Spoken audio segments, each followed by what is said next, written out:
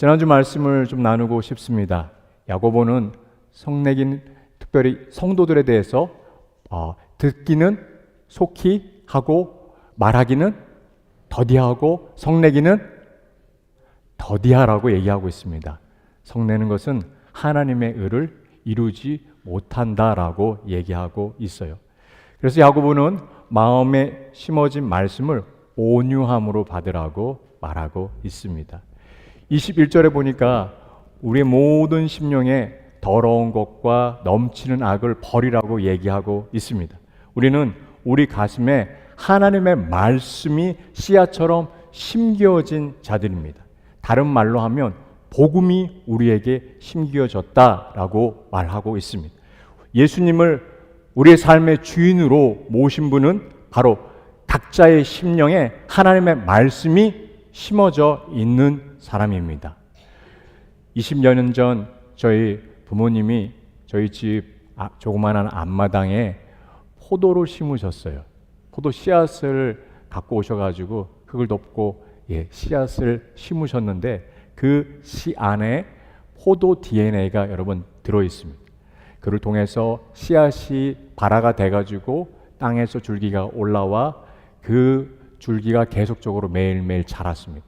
자고 일어났더니까 줄기가 더 길어졌고 자고 일어났더니 어느새 보니까 이 넝쿨이 되었었어요. 그래서 막대기를 감으셨는데 거기에 칭칭칭 그 줄기가 자란 모습을 보았습니다. 마치 말씀의 DNA가 우리 안에 자라서 그래서 온전하고 부족함이 없는 성도로서 우리가 자랄 수 있도록 주님 그 말씀이 우리 가슴 가운데 심겨져 있는 것입니다. 여러분, DNA가 정말 중요합니다. 제가 가만히 생각해 보니까 197cm인 저희 아들의 키는 제가 DNA를 제공했구나라는 생각이 들었어요. 왜냐하면 아내보다 제가 상체는 더 길기 때문입니다. 반쪽은 제가 제공했구나라는 것을 깨달았어요. 뭔 말인지 지금 모르시는 분들이 계신데, 끝나고 아내와 제가 함께 서 있는 걸 보시면 아마 아실 수 있습니다. 말씀은 신앙생활의 DNA로 우리 마음에 그 심겨진 복음은 점차 자라서 하나님의 형상을 이루게 합니다. 이 과정에 온유함 속에서 이루어지며 하나님 말씀을 따를 때 우리도 예수님의 모습을 닮아갈 수 있습니다. 예수님처럼 생각하고 말하며 그리고 행동하게 됩니다.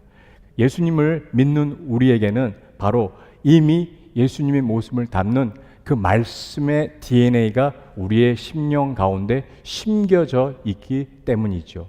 그래서 이 말씀을 온유함으로 받아야 합니다. 성령 같은 하나님의 의를 이루지 못하는 것에 내려놓고 이제 말씀을 온유함으로 받아야 한다라고 이야기하고 계시죠. 그래서 22절 말씀 저희가 함께 또 읽어보기 원합니다. 자, 함께 읽겠습니다. 너희는 말씀을 행하는 자가 되고 듣기만 하여 자신을 속이는 자가 되지 말라. 야고보는 말씀을 행하는 자가 되라고 얘기하고 있습니다. 듣기만 하는 자는 오늘 이 22절 말씀에 보니까 자신을 속이는 자라고 얘기하고 있어요. 여러분, 우리 대부분은 다른 사람에 의해서 속으면 견디기 힘들어하며 쉽게 분노합니다. 그런데 가장 많이 속이는 사람은 바로 자기 자신입니다. 우리의 삶 가운데 말씀 이미 들었어, 나는 이미 공부했어, 봤어 라고 말하지만 듣기만 하고 실행하는 것을 하지 않을 때는 큰 차이가 있는 것을 보게 됩니다. 중요한 것은 말씀을 듣고 순종하며 실천하는 것이죠. 그렇지 않으면 자신을 속이는 것입니다. 저 말씀 들었어, 나 다 알아 하면서 행하지 않는 사람은 자신을 속이며 자신도 모르는 시간에 넘어가고 있습니다. 모르게 그냥 넘어가고 있습니다. 그래서 미국 작가인 플로렌스 스카벨 씨는 이렇게 얘기하고 있습니다. 인간의 가장 큰 약점은 무엇인지 압니까? 그것은 자신을 속이는 겁니다 라고 얘기하고 있어요. 우리 인생을 돌아보면 가장 많이 속인 사람이, 그리고 우리를 속인 사람은 다른 누군가가 아닙니다. 우리 자신이라는 것. 그래서 다른 사람을 속은 것이 아니라 우리 자신한테 속았었을 때 나 정도면 신앙생활에서도 괜찮은 그리스도인이냐라고 우리 자신을 또한 속일 수 있다라고 오늘 22절은 얘기하고 있죠. 예수님 당시에 이 행함 없이 다른 사람들을 속이며 그리고 나 정도는 괜찮은 믿음을 가졌다라고 얘기했던 사람들이 있습니다. 그 사람들, 그 당시의 사람들에게 믿음 좋은 사람이 누구요? 라고 물어봤을 때 저기 저 사람들 아닙니까? 라고 하면서 바리새인들을 가리켰습니다. 그 바리새인들의 모습은 예수님의 평가는 그러나 그 당시 사람들의 평가하고는 아주 달랐습니다. 마태복음 23장 3절 말씀 보면 우리가 함께 읽어보기 원합니다. 그러므로 무엇이든지 그들이 말하는 바는 행하고 지키되 그들이 하는 행위는 본받지 말라. 그들은 말만 하고 행하지 아니하며. 바리새인들의 특징은 무엇입니까? 그들은 말만 하고 행하지 않고 있습니다. 야고보서에 나온 이 말만 하고 행하지 않는 사람 중에 정말 대표적인 사람들이 바리새인이라는 것을 우리가 깨닫게 되죠. 그들은 기도를 하면서도 하나님과의 그 친밀함에 대해서 하나님 감사합니다라고 감사 제목을 내는 게 아니라 다른 사람들과 비교해 봤을 때 이 사람들 같지 않은 것에 대해서 난 감사합니다라고 감사 제목 자체가 다른 것을 봅니다. 누가복음 18장에도 그 11절 말씀에 그들의 기도를 보면서 바리새인들의 모습이 명확하게 나옵니다. 함께 읽겠습니다. 바리새인들은 서서 따로 기도하여 이르되 하나님이여 나는 다른 사람들 곧 토색, 불의, 간음하는 자들과 같지 아니하고 이 세리와도 같지 아니함을 감사하나이다. 그들은 교만한 사람들이었어요. 그들은 무엇봐도 교리에 정통하고 그리고 성경에 박식했지만 그들의 마음 가운데 외적인 곳에 치중했습니다. 그리고 자기의 그 감사 제목조차도 다른 세리와 같지 않은 것에 대해서 감사할 정도로 그들의 마음 가운데 중심은 하나님께 가 있지 않고 그들의 마음 중심은 사람에 가 있고 주변 사람들에 가 있고 다른 이들에게 가 있었습니다. 예수 그리스도는 이 바리새인들의 모습 가운데 중심을 보고 계셨던 것을 봅니다. 그들의 중심 가운데 바리새인들의 중심 가운데 마음 가운데는 무엇이 있는지 다시 한번 마태복음 23장 27절에도 또한 얘기하고 있습니다. 자, 함께 읽겠습니다. 화 있을진저 외식하는 서기관들과 바리새인들이여 회칠한 무덤 같으니 겉으로는 아름답게 보이나 그 안에는 죽은 사람의 뼈와 모든 더러운 것이 가득하더라. 이 구절 말씀 보니까 바리새인들의 겉모습, 이 겉에 치중하고 있는 바리새인의 속마음 가운데서는 죽은 사람의 뼈와 같고 모든 더러운 것이 가득한 그의 속마음들, 그들의 속마음을 예수님은 꿰뚫어 보고 계신 것을 봅니다. 여러분, 예수님이 이 땅에 다시 오셔서 우리를 보실 때, 주님께서 이 시간에 우리를 보실 때 무엇을 보시겠습니까?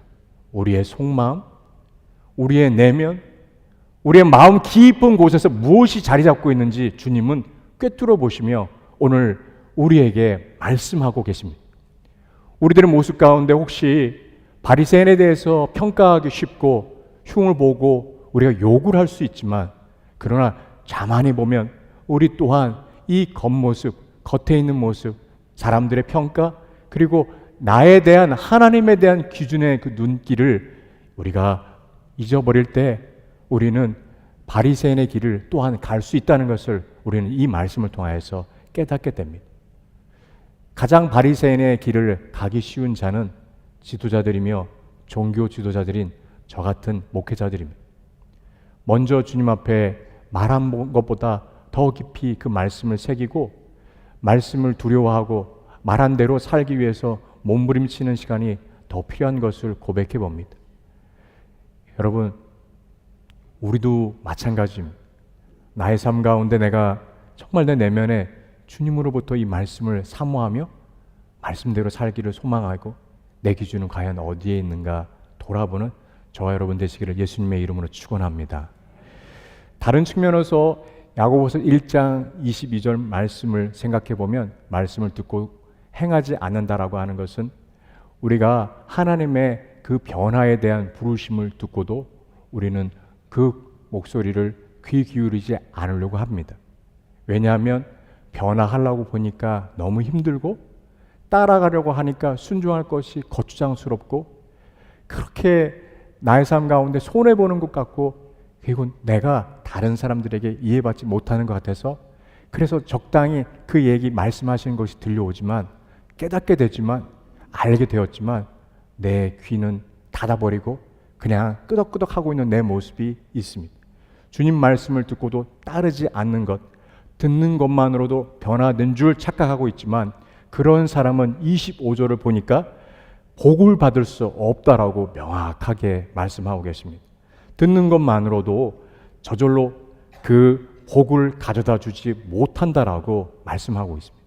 실행하고 적용해야 된다라고 얘기하고 계시죠. 말씀을 알게 될 때, 말씀을 우리가 깨닫게 될 때 주의할 점이 있습니다. 그 말씀은요, 다른 사람들에게 적용하는 것이 아닙니다. 나 자신한테 적용하는 것입니다. 우리는 쉽게 말씀을 깨닫게 되면 그 말씀을 내 주변에 있는 사람들에게, 다른 집사님에게, 다른 권사님에게, 다른 장로님에게 들이댑니다. 말씀은 나 자신한테 적용하고 말씀을 깨닫게 되면 내 안에 주님의 사랑이 더 긍휼이 커지는가? 내 안에 하나님의 사랑이 더 풍성해지는가? 내 안에 다른 이에 대한 용납함이 더 넓어지는가? 살펴보셔야 됩니다. 그것이 아니라 다른 이로부터 간다면 주님 그 말씀 가운데 우리를 다시 다잡으라고 얘기하고 계십니다. 말씀은 우리의 삶 가운데 말씀에 순종하려고 하면 자신을 깨뜨리는 과정이 필요합니다. 여러분, 그 과정이 없으면 변화는 쉽게 일어나지 않습니다. 말씀을 듣고 그래서 혹시 말씀을 적용하려고 하니까 불편하다고 느끼신다면 그것은 정말 자연스러운 것이며 그리고 우리가 주님 안에서 변하고 있다고 하는 증거라는 것을 여러분 꼭 기억하십시오.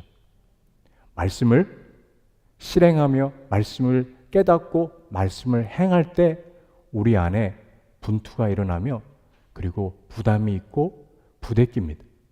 그 부대낌은 거룩한 부대낌이요. 그 거룩한 하나님 주신 마음입니다. 여러분 절대로 거기서 물러서지 마십시오. 말씀을 향하여서 나가는 삶은 우리의 삶 가운데 우리가 갖고 있던 생각들을 내려놓고 하나님의 인도하심을 따라가는 일이기 때문에 두렵습니다.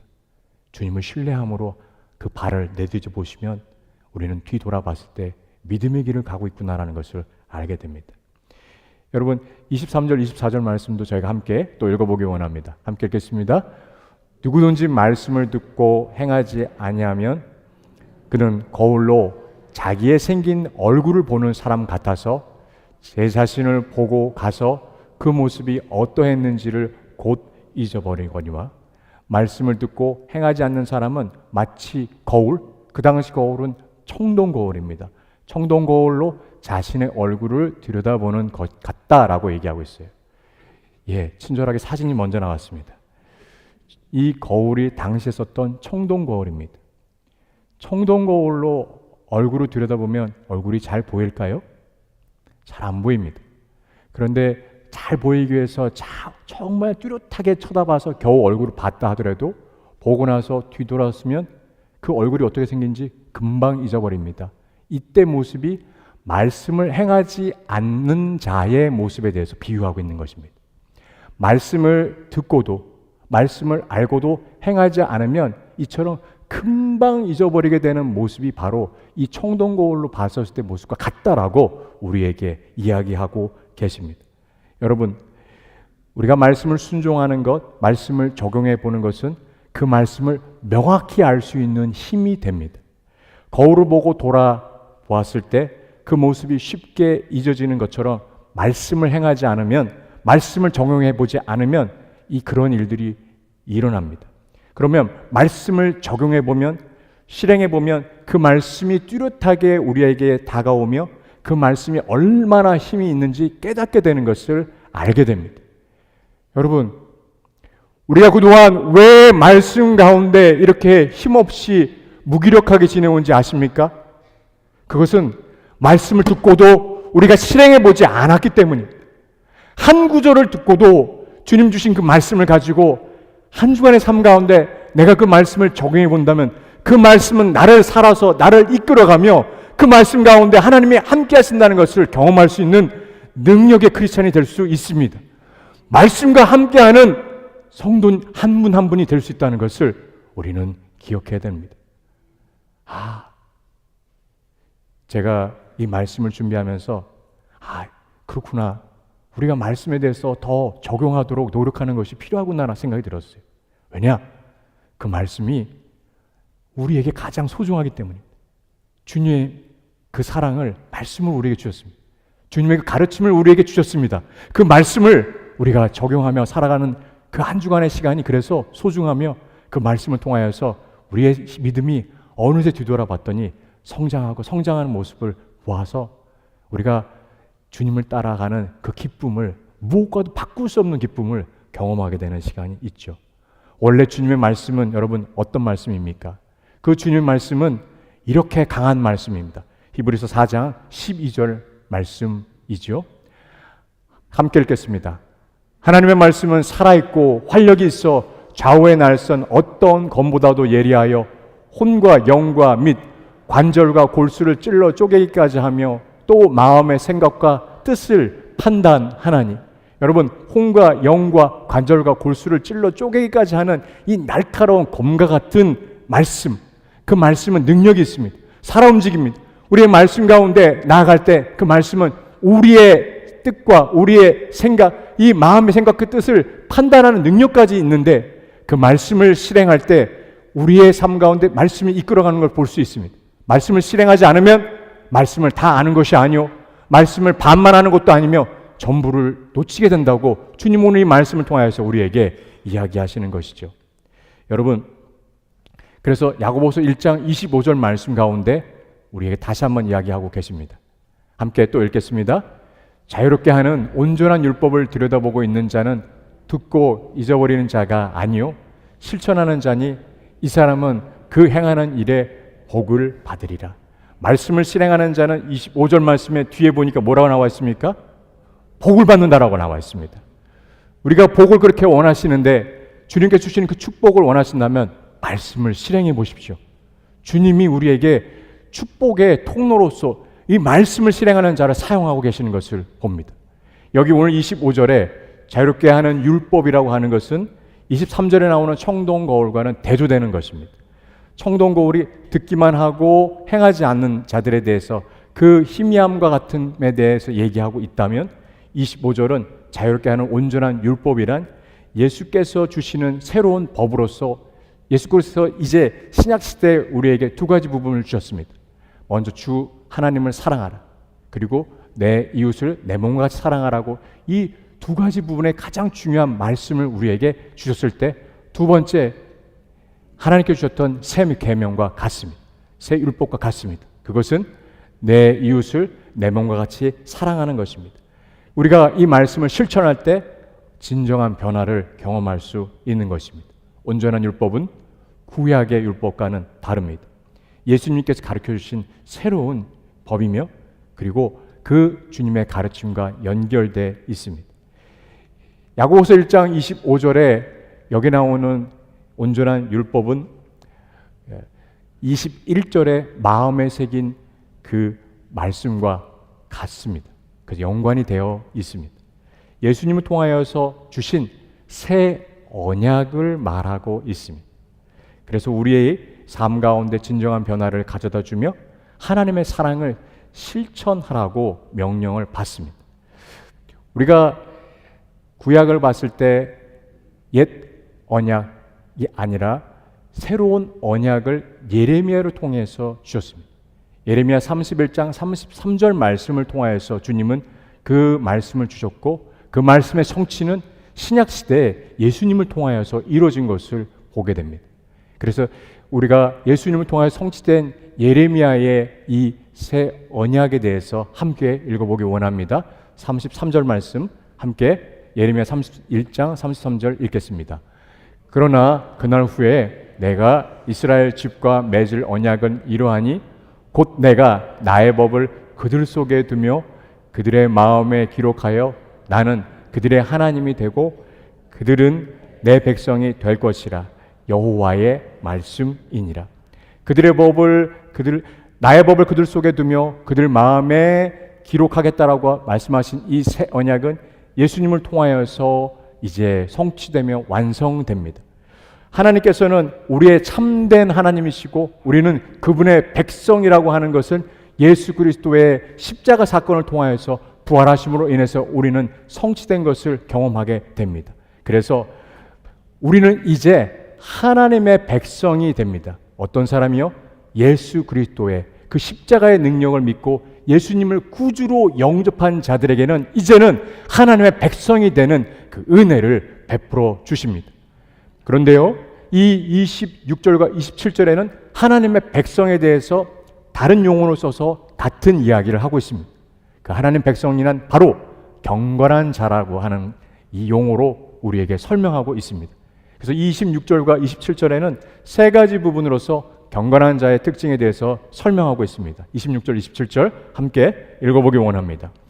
누구든지 스스로 경건하다 생각하며 자기의 혀를 재갈 물리지 아니하고 자기의 마음을 속이면 이 사람의 경것은 헛것이라.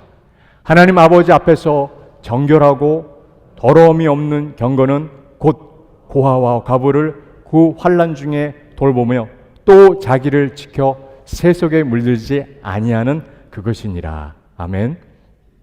경건한 자의 특징의 세 가지 부분 가운데 첫 번째는 자기의 혀를 재갈 물리는 사람입니다. 말에 통제하며 제어할 수 있는 사람이 경건한 사람입니다.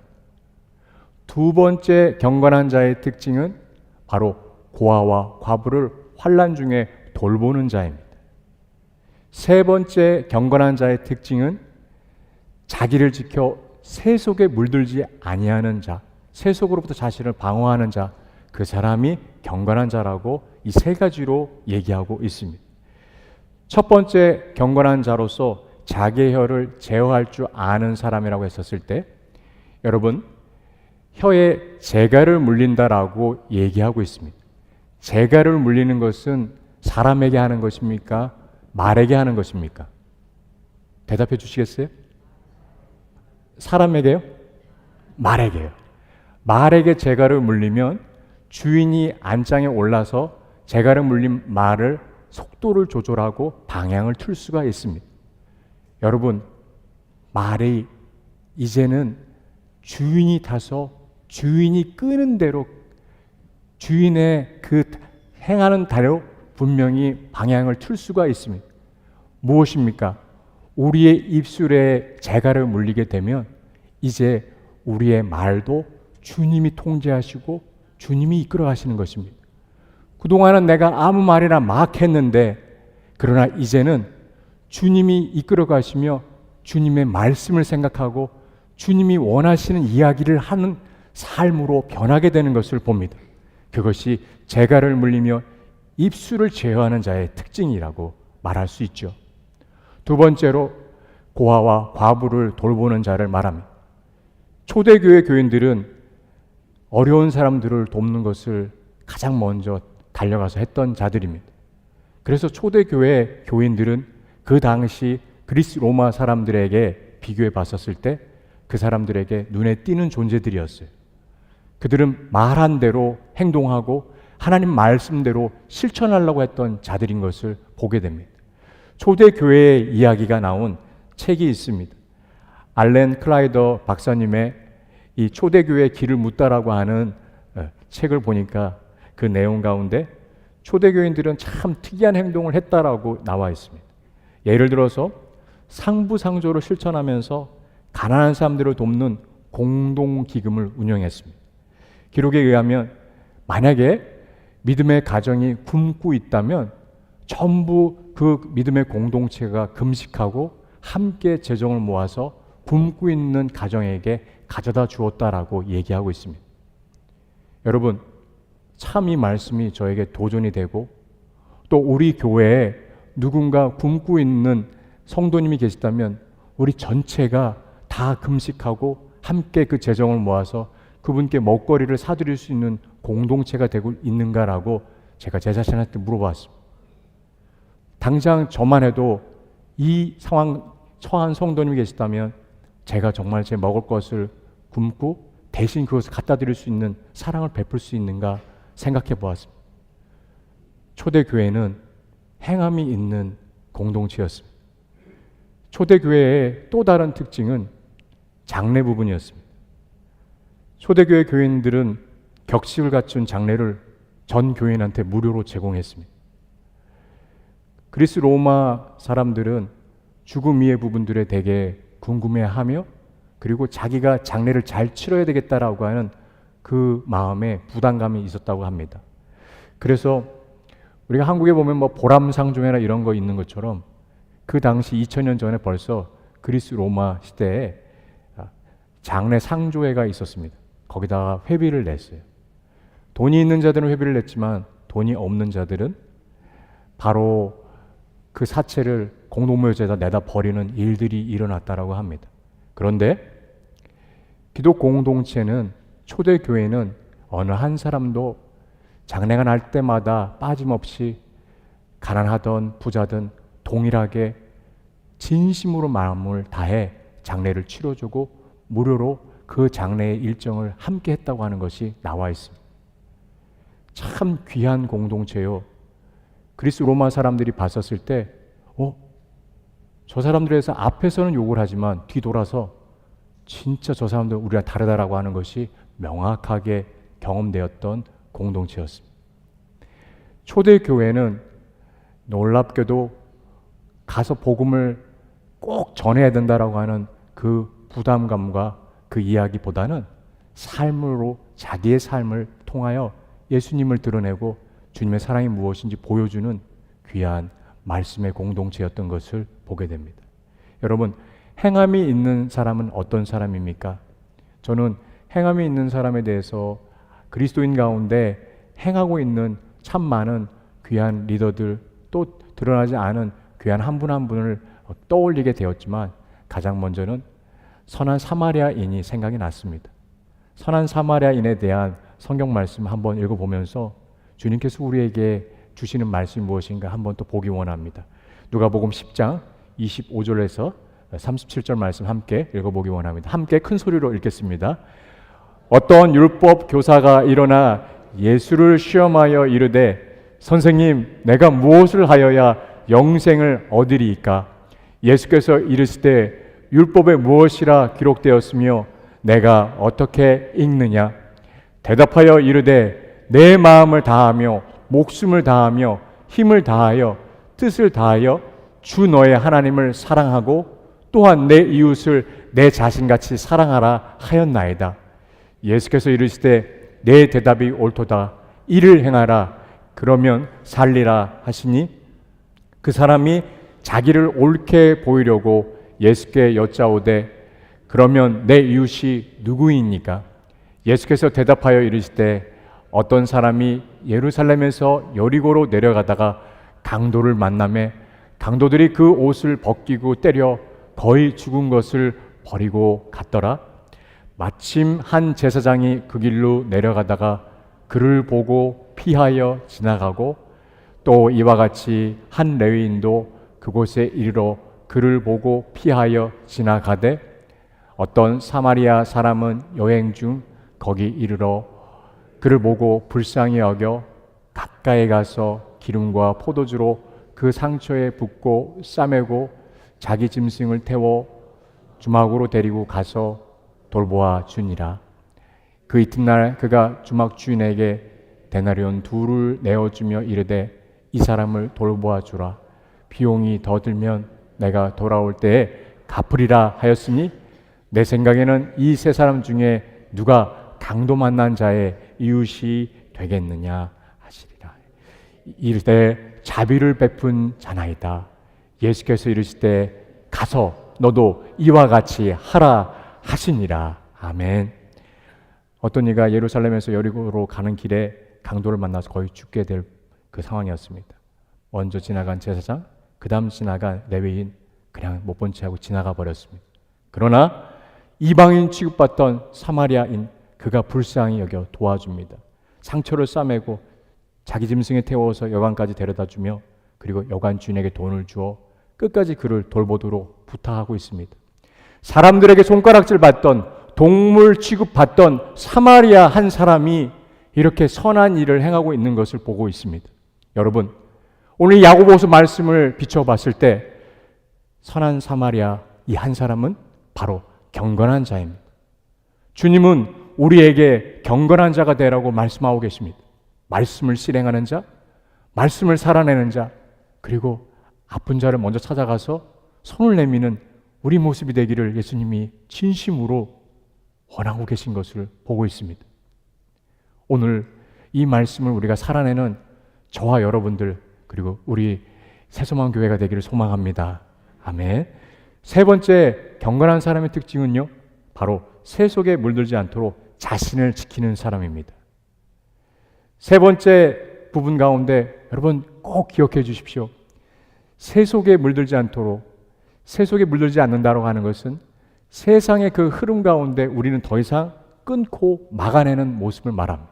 동시에 사단은 우리한테 계속적으로 얘기하고 있습니다. 뭐라고 얘기하는 건지 아세요? 두 가지 부분을 얘기하고 있습니다. 첫 번째, 교만함.